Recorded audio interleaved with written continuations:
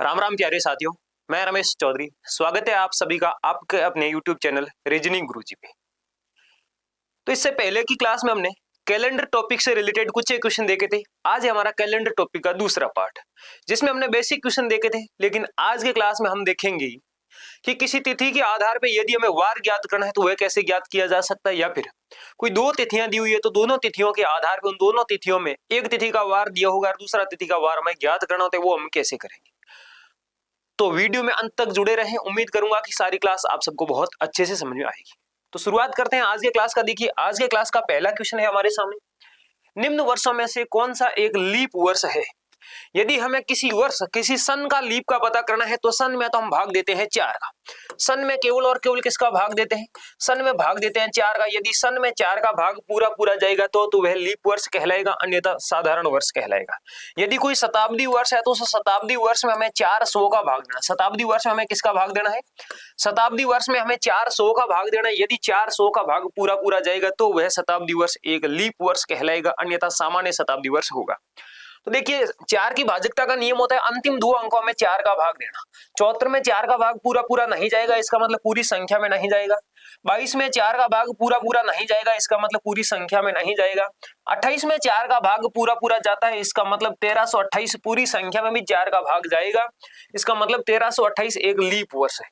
इस 1900 में हमें 400 का भाग देने की आवश्यकता है। 1900 में 400 का भाग पूरा पूरा नहीं जाएगा तो 1900 भी एक सामान्य वर्ष है। ठीक है, चलते हैं अगले क्वेश्चन की ओर। अगले क्वेश्चन में देखिए, यदि 4 अक्टूबर 2002 को शुक्रवार हो, इसी वर्ष अक्टूबर के अलावा किस मास की 4 तारीख को शनिवार ही होगा। अब मैं यहां से आपको एक शानदार ट्रिक बताने वाला हूं, जिसमें आपको 12 महीनों के 12 अंक कोड के रूप में याद करने हैं। उन सभी अंकों के आधार पर हमारा पूरा कैलेंडर टॉपिक चलता है। देखिए, यदि एक कोई सामान्य वर्ष है, यदि एक कोई सामान्य वर्ष है तो उसमें जनवरी से लेकर दिसंबर तक का कोड होते हैं 733, यानी कि 733, 733। लास्ट में हमें लिखना है 735। इससे पहले लिखना है हमें 614 और उसके बाद हमें लिखना है 625। ये टोटल 12 अंक हो चुके हैं। 12 महीनों के कोड जनवरी, फरवरी, मार्च, अप्रैल, मई, जून, जुलाई, अगस्त, सितंबर, अक्टूबर, नवंबर, दिसंबर। लेकिन इसी प्रकार यदि कोई लीप वर्ष है तो लीप वर्ष में हमें कुछ भी नहीं करना है। इस 7 में से 1 कम करके 6 कर देना है, 3 में से 1 कम करके 2 कर देना है, बाकी सारे के सारे कोड सेम ही रहेंगे। यानी कि हम इस प्रकार से कोड याद कर लेंगे तो पूरा कैलेंडर टॉपिक हमारे इसी कोड के आधार पे चलेगा। अब जिन जिन महीनों के कोड समान है उन सभी महीनों की पहली तारीख से लेकर अंतिम तारीख तक सभी तारीखें समान वार को समान चलती है।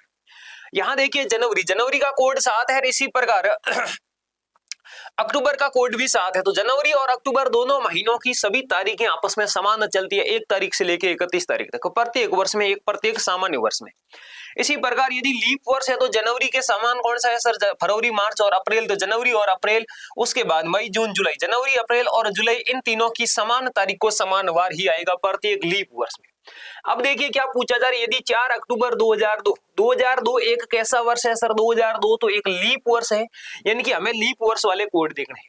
4 अक्टूबर 2002 को शुक्रवार था, यानी कि अक्टूबर के समान कोड किसका है, तो जनवरी, फरवरी, मार्च, अप्रैल, मई, जून, जुलाई, अगस्त, सितंबर, अक्टूबर।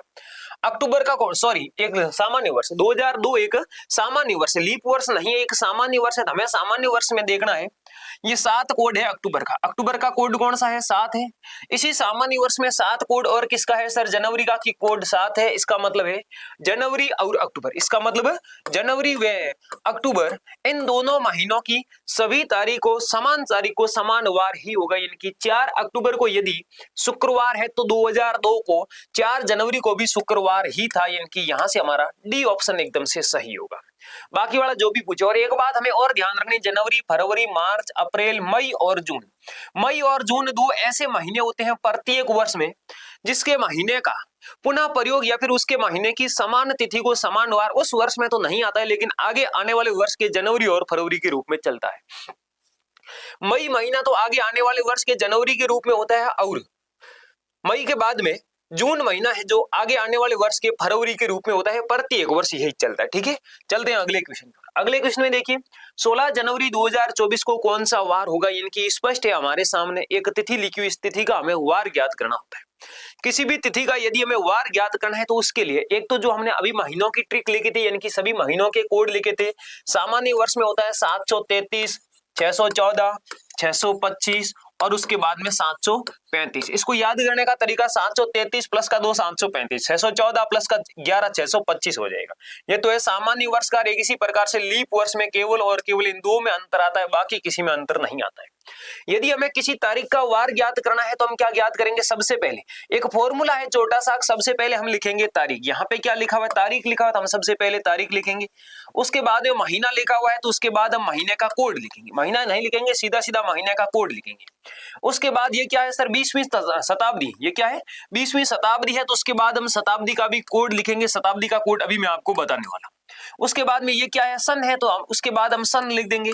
और उसके बाद इस सन में हमें लीप वर्षों की संख्या लिखनी। क्या लिखनी है, लीप वर्षों की संख्या। सर लीप वर्षों की संख्या हम कैसे ज्ञात करेंगे, जो भी सन है इसमें 4 का भाग दे देना, जितनी बार 4 का भाग पूरा पूरा जाएगा वही लीप वर्षों की संख्या होगी।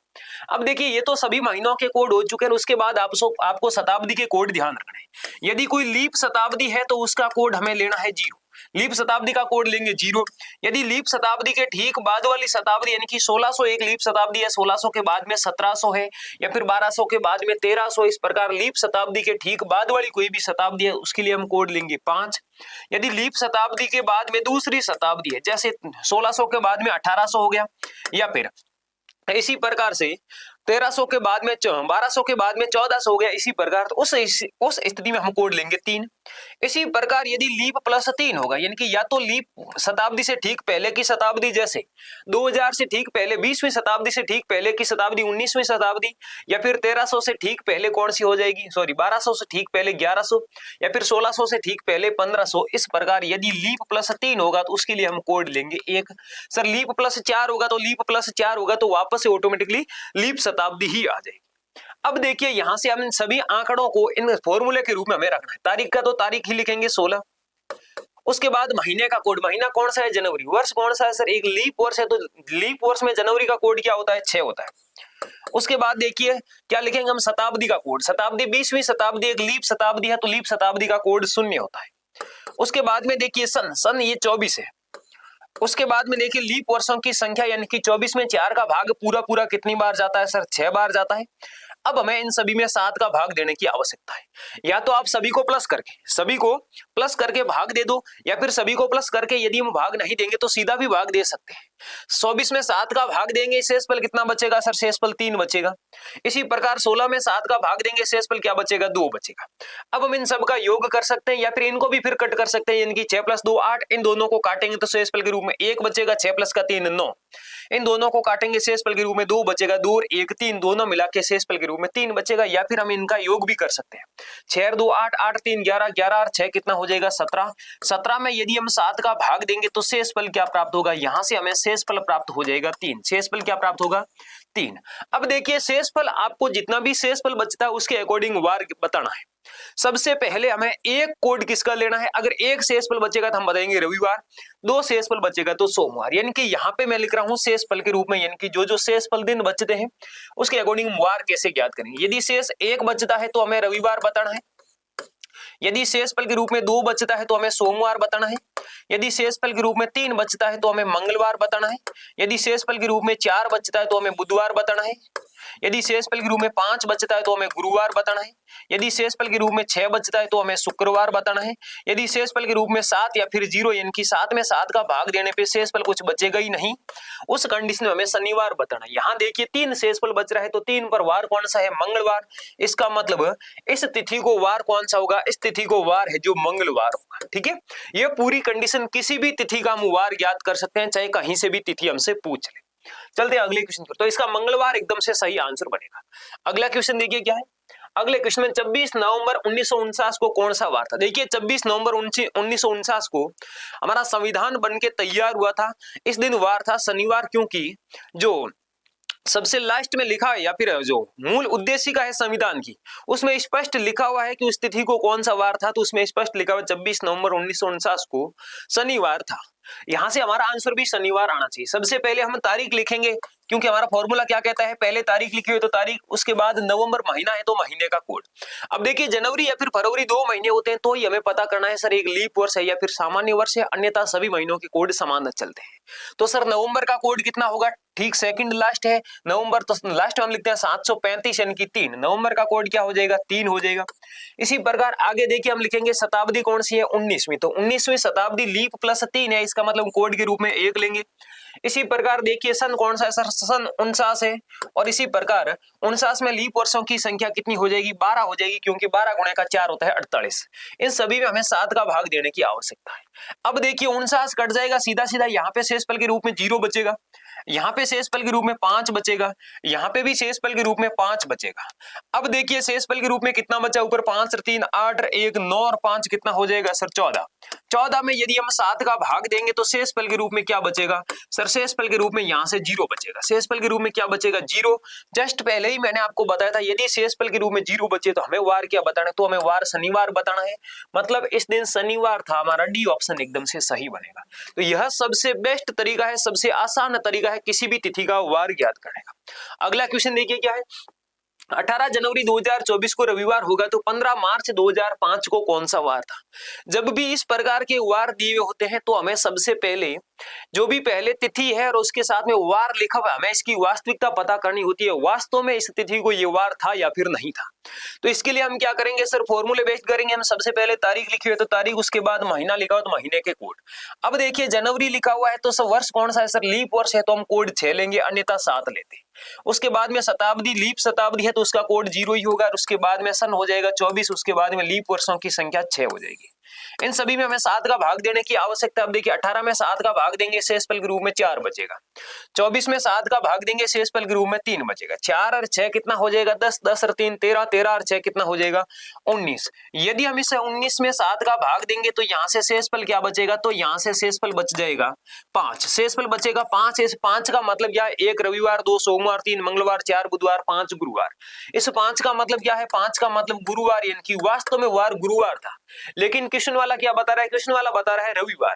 तो गुरुवार से कितने दिन आगे बढ़ने पर रविवार आता है, गुरुवार से 1 दिन आगे बढ़े तो शुक्रवार, 2 शनिवार, 3 रविवार, यानी कि इसमें 3 प्लस करके बता रहा है। कृष्ण वाला क्या बता रहा है, कृष्ण वाला 3 प्लस करके बता रहा है। कृष्ण वाला हमसे झूठ बोल रहा है। 18 जनवरी को वास्तव में तो गुरुवार था, लेकिन कृष्ण वाला झूठ बोल के हमें बता रहा है कि रविवार, यानी कि 3 दिन का झूठ बोल रहा है। इस तिथि को जो भी वार होगा उसमें भी हम 3 प्लस करके ही बताएंगे। तो देखिए 15 का तो 15 ही रहेगा। मार्च का कोड क्या होता है सर, 733, यानी कि 3 हो जाएगा। इसी प्रकार 2005 है तो इसमें शताब्दी कौन सी है सर, शताब्दी लीप है तो लीप शताब्दी का कोड 0। सन कौन सा हो जाएगा 5, और इसमें लीप वर्षों की संख्या कितनी होगी 1 ही होगी। इन सभी में हमें 7 का भाग देने की आवश्यकता है। 15 में 7 का भाग देंगे शेषफल के रूप में 1 बचेगा। अब देखिए 1 और 3 4, 4 5 9, 9 और 1 10, सब कितना हो चुका है 10। 10 में हमें 7 की भाग देने की आवश्यकता है। 10 में यदि हम 7 का भाग देंगे तो शेषफल के रूप में क्या बचेगा सर, शेषफल के रूप में 3 बचेगा। यहाँ पे 3 प्लस किया जा रहा है तो हम भी 3 प्लस करेंगे, यानी कि 6 हो जाएगा। तो 6 पे कोड कौन सा आता है सर, 6 पे कोड आता है शुक्रवार। 6 पे कोड कौन सा आता है, शुक्रवार आता है। इसका मतलब हमें शुक्रवार बताना पड़ेगा। वास्तव में तो वार कौन सा है सर, वास्तव में तो वार है मंगलवार, वास्तव में मंगलवार है, लेकिन हमें 3 दिन आगे का बताना है, यानी कि शुक्रवार बताएंगे हम यहाँ से। तो सी ऑप्शन एकदम से यहाँ हमारा सही आंसर बनेगा। ठीक है, तो ये था हमारा आज का क्लास और ये था हमारा कैलेंडर चैप्टर। इस कैलेंडर चैप्टर में जो क्वेश्चन अधिकतम एग्जामों में पूछे जाते हैं वो यही पूछे जाते हैं, या तो सीधा सीधा कोई तिथि यानी कि तारीख देके उसका वार पूछा जाएगा, या फिर एक तारीख का वार हमें दिया होगा और दूसरी तारीख का वार पूछा जाता है। उम्मीद करता हूं कि पूरी क्लास आप सबको बहुत अच्छे से समझ में आई होगी। क्लास अगर अच्छी लगी है तो अपने दोस्तों तक शेयर जरूर करें, साथ ही साथ चैनल को सब्सक्राइब जरूर करें।